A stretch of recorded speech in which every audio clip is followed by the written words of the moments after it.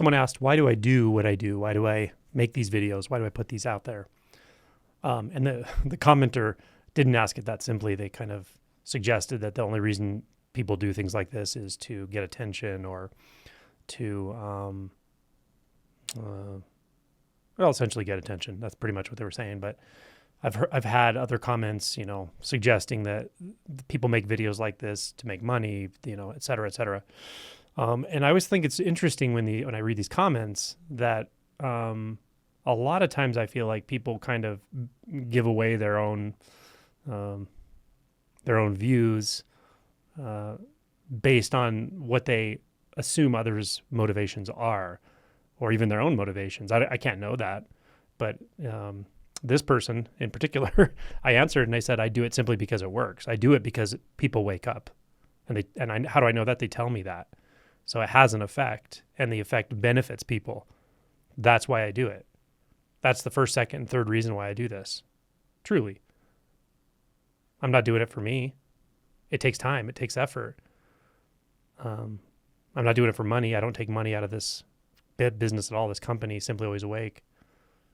It does take in revenue, and it also puts out a lot of money because it's expensive to edit videos, to edit documentaries, to rent retreat centers, to give away free retreat spots, which I've given away many, many, many of them. It costs money to have a social media manager, an assistant. It costs money to have all the platforms I use to get stock video and sound and Adobe software. Like all this stuff, of course, costs money, right? So that's where the money goes, and it goes to donation. I donate all the money from this channel to various charities. So the money, the ad revenue that comes from YouTube automatically, that's all donated. The money that's income to the company either comes from the book or it comes from supporters, right? So channel members, supporters, patron circle, et cetera. So all of that money goes to making it possible to do the things we do. We're making a documentary now. We're almost finished with the first part of a cinematic documentary. So that costs money. All these things we do, getting the book translated into German. If you want to look up what it costs to do a true professional translation of a book that's 130,000 words, go ahead and look it up. You'll see it's not cheap. So yeah, the money is not an issue for me. It's not why I do this, and I don't personally make money at all. In fact, I've personally put money into the business at various times. I've also given away personal money for various reasons to people to help them fly to certain places, to get to retreats, and a lot of things like that, right? So anyone who knows me knows that this is true. I'm not really in this for money, and I'm not in this for validation or attention. But there are a lot of people who watch this and don't know. They see the shorts or they see various videos and they just assume that anyone who talks about something that they don't understand or that is somehow obscure in the languaging, they're just rambling to get people to view, watch them or to get views, which is interesting, right? Yeah, I mean, that's really what I wanted to say is that the reason I do this is for you. Just like I wrote the book in first person, and it's directly to you. It's a possibility for you. That's it, Furthermore, I thought it was interesting in this conversation with someone who made this comment. What struck me is they asked, why do I do it? And I answered, I do it because it works and it helps people wake up. And then they immediately answered with a very long paragraph saying, you didn't answer the question. What do you get out of it? Right? Do you see? But that wasn't the question. The question is, why do you do it? And when I said why I did it, it was like they couldn't hear it. They didn't see that someone can actually do something for not a benefit of their own, for a benefit of others, right? And then they re-asked the question in this way, what do you get out of it? Do you see the view? The view is like the only reason people do anything in this world is for themselves. Now, I'm not naive. We are sort of wired for survival. We're wired for self-centered behaviors in many ways, but it doesn't mean that everything we do is completely self-centered. And we can put a tremendous amount of energy into something that can actually serve others. We can put tremendous amounts of energy into things that are meant to serve others, but don't. Of course, that can happen as well. Or we can put a lot of energy into things that just serve ourselves. But it's certainly possible to take altruistic action in this world, and many people do. And so, yeah, the interesting thing about this conversation was it points out something that, in my personal opinion, underlies this whole process. What underlies this whole transformation that's available to anyone is a transformation or a transition from self-centered behavior, beliefs, and views to more altruistic behaviors, views, time spent, in producing whatever you produce. To compare it to some kind of perfection is not helpful. That you're never going to find someone who's absolutely 100% altruistic or has zero self-interest, because they would just starve to death, right?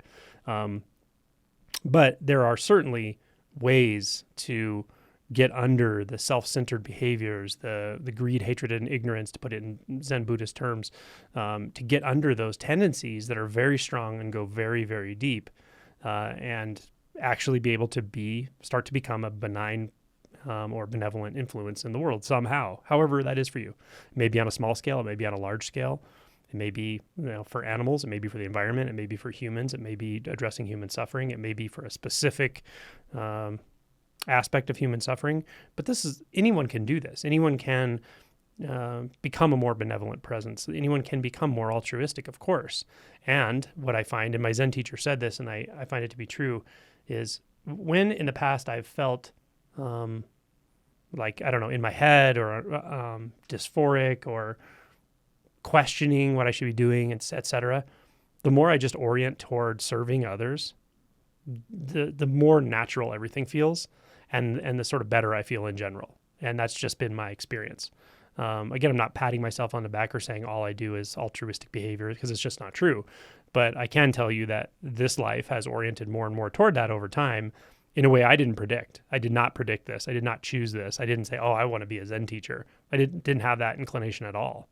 None. There was no inclination to be a social media influencer, or it's just not that interesting to me to do that for its own sake. So yeah, this happened rather by surprise, but it also made sense as I sort of went along. It was kind of like breadcrumbs, it's like, oh, it makes sense to do this. It makes sense to do the next thing. Or people would even ask for certain things, like to write this or to make a video about that. That's what this is, right? So it comes as a response from requests and so forth as well. And a lot of it's guided by that. But it has evolved slowly over time, excuse me, in my life. And, it is what it is. It doesn't feel special also. It doesn't feel like I'm a good person or anything like that. There's not a self-sense there that I need to reflect on. But there's also not a self-sense to have a sort of false, excuse me, a sort of false modesty, right? Because I see that sometimes too. That can be a sort of self-filter. So there's not a sense of needing to pretend I'm modest, but there's also not a sense of feeling special at all because of anything I do, this or anything else. It's just not like that for me, at least. I don't have that sense. It actually doesn't matter what happens. Everything sort of feels okay all the time. And it just feels like appearances appearing as they appear. But I can also sort of reflect on trends. I can see that this life has become more oriented towards service. And I would hope, and again, this, like I said, my personal sort of hope in all of this, maybe this is the more selfish side of it or something, is that that others who wake up, I love when they wake up. I love watching people go through all these wild and crazy transitions and find peace and, dispel suffering and access parts of themselves they never knew were there, and access truths they couldn't even fathom. Like, I love it. But if there's a motivation, my hope would be that the result of that for them is nothing personal for them. It's because they can become more altruistic. You can become more altruistic in whatever way that happens. Really, that's what this is about, And I think the sort of tenets of Zen really do point to this, and Mahayana Buddhism and Buddhism as a whole, that ultimately the tendency towards greed, self-centered thought, delusion, those tendencies are strong and they run very deep, and we can dispel them little by little, and the number one way to do that is through waking up to the truth of this, waking up to your true nature, for sure, undoubtedly. And the result of that can take some time to see, for sure, in your life. It can take a long time to really see where that's leading you. May not, but it will change your behavior, and it will change your heart, and it will change your overall experience of life, of reality, of people, of the environment, of the relative world. You'll see things more clearly usually in the relative world as well, because you're not so biased. You're not so easily taken in by bias. So it's easy to see the sort of the whole picture of things because you don't feel like you always have to take sides. And with that relative view, it's so much easier to come forward in the world from the absolute aspect, the absolute realization, the realization of the absolute. It's so much more, it's so much easier and more fluid to come forth into the relative when you can sort of see the whole relative as the relative and see that there are all these different relative views and so forth, have some merit in their own way, even if they're very, very based on delusion, because all of the relative is based on some sort of delusion. The relative views are certainly some are better than others, no doubt about it, right? There are benevolent views and there are pretty malevolent views, but they all have some relative truth, and that's the relative world, and that's something that can be hard to accept, but over time, once you really accept it, you digest it, and then the relative and absolute aren't two, you can live it. And when you can live with that kind of clarity, you have an opportunity to dispel very deeply rooted delusion, darkness. Darkness not meaning energetic darkness, but darkness of clear seeing, of hiding things that are hidden from ourselves, our own self-induced delusion, greed, ignorance, all of these, hatred, can be first accessed and then essentially dissolved, integrated and dissolved. Yeah. So that's why I do this, but it is for you.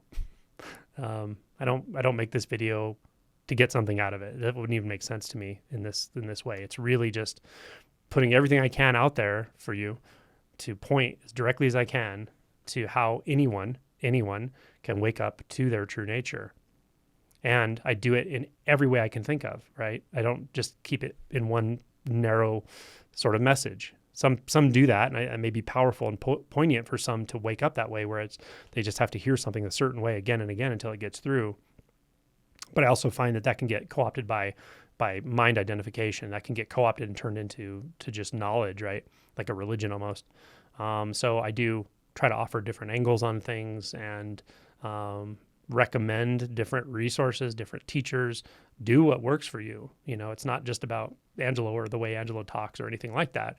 The only thing I really can offer you is to tell you that you definitely have access to your true nature, because it's your true nature. No doubt about it. You can wake up. And I just give some pointers on how that works and how that might be already working in your life, or how to, when there's a lot of that seeking energy or that doing energy, how to harness that. And there are ways to harness it. And all the paradoxes that go along with that. So that's what I do, is I just offer that. But ultimately it's for you and it's on you, right? This whole process is on you. And you have the capacity for it, for sure. So that's why I do what I do.